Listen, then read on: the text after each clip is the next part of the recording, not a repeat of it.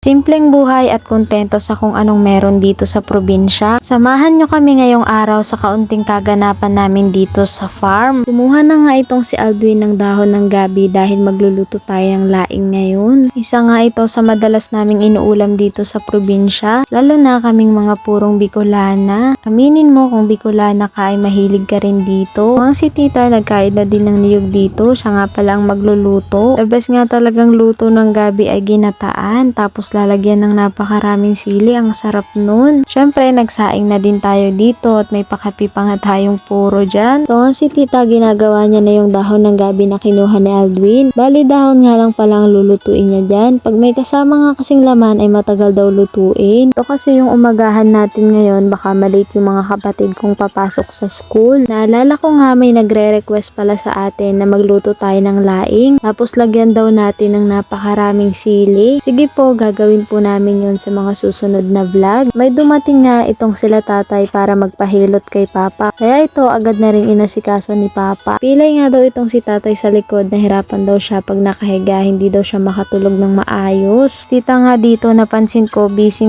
dito. Ginawan nga natin siya ng account para makausap niya nga din yung pamilya niya sa malayong lugar. Kaya ito, abalang-abala siya dito sa Facebook. Matagal na rin kasing hindi nakikita at nakakausap ni tita yung pamilya niya sa malayong lugar. Bali, taga Quezon nga siya, hindi siya taga dito sa probinsya namin. Kaya nga ayan, abalang-abala na siya sa paghahanap ng pamilya niya sa Facebook. Tutuwa nga ako dahil sobrang saya ni tita na nabigyan natin siya ng pinaglumaan nating cellphone. Ito na kasi yung matagal niyang pinapangarap na sana ay makausap niya din daw yung matagal niya nang hindi nakakausap na pamilya niya. Nung gabi na nga sa wakas ay nahanap at natawagan na rin namin yung kaisa-isa niyang kapatid. Makikita nyo nga ang bakas ng totoong saya sa mukha ni tita dahil nga maraming taon na rin silang hindi nagkita at nagkausap. Alam nyo ba na sobra akong natutuwa kapag may natutulungan tayo na to pa rin yung pangharap ng isang tao. Kaya sobra akong nagpapasalamat dahil binibless tayo ni Lord na kahit papano ay nakakapagbahagi tayo sa mga taong nangangailangan. Kaya sigurado akong hindi lang ito ang ibibigay ni Lord sa atin. Basta maniwala at magtiwala lang tayo sa Kanya. Samahan din natin ng sipag at pagtsatsaga. Syempre, wag na wag tayong titigil sa paggawa ng kabutihan sa kapwa. Balang araw magkakaroon din ng katuparan lahat ng pinapangarap natin. Darating din yung araw na para sa atin, kaya wag na wag kayong susuko.